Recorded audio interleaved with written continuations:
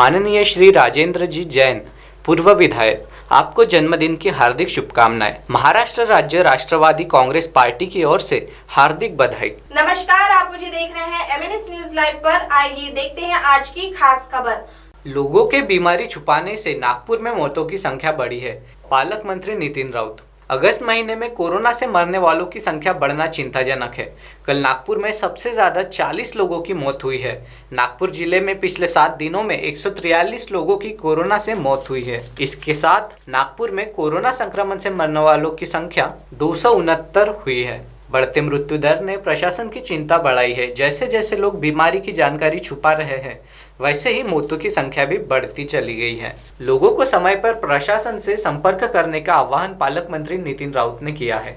जो बिंदास घूम रहे हैं, उनको कोरोना की गंभीरता को ध्यान में रखने का आह्वान उन्होंने किया। साथ ही ये भी बताया कि नागपुर में पर्याप्त बेड्स उपलब्ध है। नागपूर जिल्ह्याच्या कोविड-19 संबंधीची आढावा बैठक आज या ठिकाणी पार पडली। मागील महिन्यामध्ये 100च्या जवळपास मृत्यू या ठिकाणी झालेत आणि गेल्या 7 दिवसात 100 मृत्यू पुन्हा झालेत। याचं कारण जे आहे त्या कारणाची कारणमीमांसा या ठिकाणी चर्चेत घेण्यात आलेली आहे आणि त्या अनुषंगानं आमच्या ज्या टेस्ट वाढल्यात त्या टेस्टमध्ये ज्या लोकांनी आमच्या सरकारी यंत्रणेच्या कडे आम्ही कोमॉर्बिड आहोत किंवा आम्हाला अशा बिमाऱ्या आहेत ते लपवून ठेवलं आणि त्या लपवून ठेवण्याच्यामुळं त्यांना वेळेवर आम्हाला औषधोपचार देणं शक्य झालेलं नाही आहे।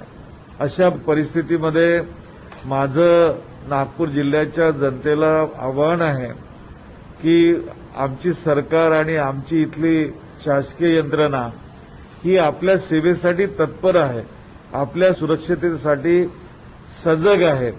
आपण सर्वांनी आम्हाला सहकार्य करावं।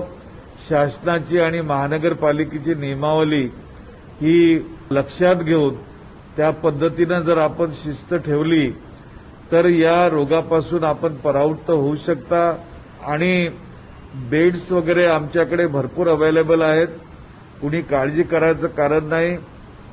जे लोक बिनधास्त आहेत त्या लोकांनी बिनधास्त राहू नये, तर समजून घ्यावं हा रोग कशा प्रकारचा आहे।